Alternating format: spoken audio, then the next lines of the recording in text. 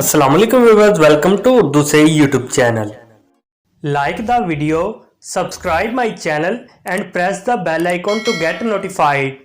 नाम है सानिया। सानिया नाम के इंग्लिश में स्पेलिंग बनते हैं SANIYA। सानिया नाम का इस्तेमाल लड़कियों के नामों में होता है। सानिया नाम लड़कियों के लिए मखसूस है।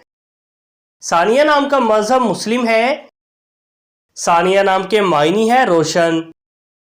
सानिया नाम के इंग्लिश में 6 हरूफ हैं और ये एक लफ्ज़ है। 6 वर्ड्स एंड 1 लेटर। सानिया नाम के उर्दू में 4 हरूफ हैं और ये एक लफ्ज़ है।